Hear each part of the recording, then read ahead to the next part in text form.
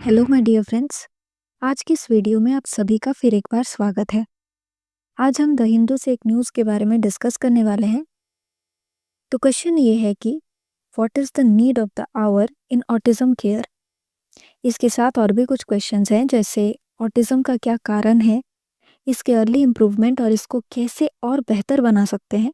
इन्हीं सब चीज़ों के बारे में हम डिटेल में बात करेंगे। चलिए अब न्यूज़ की ओर चलते हैं। लास्ट मंथ यूएस के health secretary Robert F Kennedy ने इन्वायरमेंटल टॉक्सिन्स की पहचान करने के लिए टेस्ट और रिसर्च की घोषणा की, जो उनके अकॉर्डिंग यूएस में ऑटिज्म की बढ़ती एपिडेमिक के पीछे थे। उन्होंने कहा कि जो हेल्थ और ह्यूमन सर्विसेज डिपार्टमेंट है, वो इन्वायरमेंटल सब्सटेंसेस पर फोकस करते हुए न्यू स्टडीज़ की एक सीरीज शुरू करेगा। ऑटिज्म को प्रिवेंटेबल बताते हुए उन्होंने कहा कि इस साल सितंबर तक कुछ जवाब मिल जाएगा। श्री कैनेडी के कुछ रिमार्क्स डिजीज कंट्रोल और प्रिवेंशन सेंटर्स की एक नई रिपोर्ट के रिलीज होने के बाद आई, जिसमें दिखाया गया है कि ऑटिज्म की रेट 2020 में 36 बच्चों में से एक से बढ़कर 2022 में 31 में से एक हो गई है। अब जानते हैं कि ऑटिज्म क्या है। वर्ल्ड हेल्थ ऑर्गेनाइजेशन के अकॉर्डिंग ऑटिज्म स्पेक्ट्रम डिसऑर्डर एक डाइवर्स ग्रुप का कंडीशन है। ये सोशल इंटरैक्शन और कम्युनिकेशन के साथ कुछ हद तक डिफिकल्टी कर सकता है। कुछ और डिफिकल्टी भी है, जैसे एक्टिविटीज़ और बिहेवियर्स में टिपिकली प्रॉब्लम करना। ऑटिज्म का पता बचपन में ही हमें लग सकता है, लेकिन इसका जो इफ़ेक्ट है वो बहुत देर तक इम्प्रूव नहीं किया जा सकता है। अब सवाल ये है कि एग्जिस्टिंग रिसर्च क्या कहता है। ये कई फैक्टर्स की ओर इशारा करते हैं, जैसे जेनेटिक और एनवायरमेंटल फैक्टर्स। रिसर्च से ये भी पता चला है कि MMR वैक्सीन यानी मीजल्स, मम्स एंड रूबेला, ये एक कॉम्बिनेशन वैक्सीन है जो इन तीनों वायरल बीमारियों से बचाता है।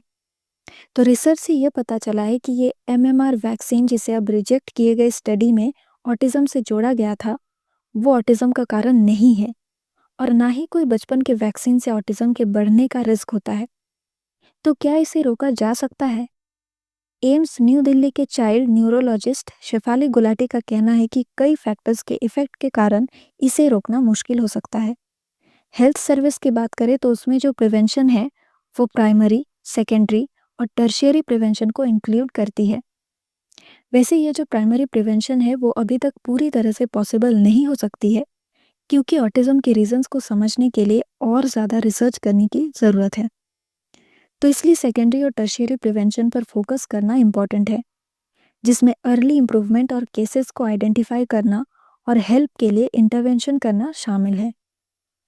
वैसे देखा जाए तो ऑटिज्म को समझने में हम काफ़ी आगे बढ़ चुके हैं, और रिसर्च से हम जानते हैं कि जेनेटिक्स एक रोल प्ले करता है, और कुछ स्टडीज़ में हेरिटेबिलिटी 91% तक है।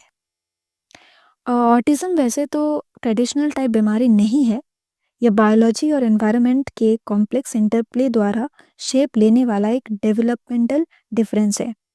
जबकि कुछ इंडिविजुअल्स में रिस्क फैक्टर्स को आइडेंटिफाई किया गया है, उनमें से कोई भी प्रिवेंशन का रास्ता प्रोवाइड नहीं करता है। ऑटिज्म को इस तरह से डिफाइन करना साइंटिफिकली गलत और सोशली इरेस्पॉन्सिबल है। अब हम जानते हैं कि क्या ऑटिज्म बढ़ रहा है। तो चेन्नई स्थित बुद्धि क्लिनिक के फाउंडर और न्यूरोसाइकेट्रिस्ट एस कृष्णमूर्ति का कहना है कि ऑटिज्म स्पेक्ट्रम डिसऑर्डर के बढ़ने में कई फैक्टर्स रिस्पॉन्सिबल हैं, जिसमें इस कंडीशन को आइडेंटिफाई करना और क्राइटेरिया शामिल है। शुरुआत में ज़्यादा सीरियस केसेस पर फोकस किया गया, लेकिन आज जो कम सीरियस केसेस हैं, उनमें से कई केस भी ऑटिज्म के दायरे में आते हैं।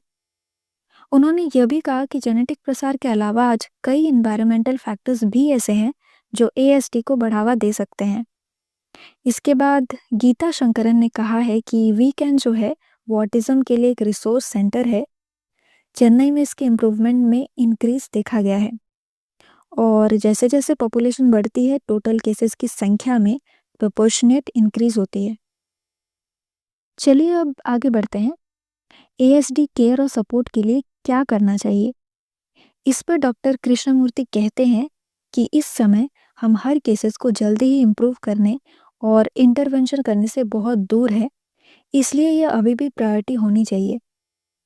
इसके बाद डॉक्टर शंकरन ने कहा कि सभी फैमिलीज़ के लिए साइको एजुकेशन और हर एक बच्चे के नीड्स के बेसिस पर इंटरवेंशन के लिए ज़्यादातर एक रियल अप्रोच भी इम्पॉर्टेंट है। डॉक्टर कृष्णमूर्ति ने मिस इन्फॉर्मेशन से डील करने के इम्पोर्टेंस पर भी जोर दिया, स्पेशली वैक्सीन के कारण ऑटिज्म होने से रिलेटेड, जिसके कारण वैक्सीनेशन रेट्स में गिरावट आई है और एपिडेमिक्स फैल सकती है। लेकिन सबसे इम्पोर्टेंट बात यह है कि प्रेगनेंसी के दौरान मैटरनल हेल्थ पर ज़्यादा ध्यान देना चाहिए। तो फ्रेंड्स, आज की न्यूज़ को हम यही ख़त्म करते हैं। आगे और ऐसे ही कोई इम्पोर्टेंट न्यूज़ के साथ हम आपसे नेक्स्ट वीडियो में मिलते हैं।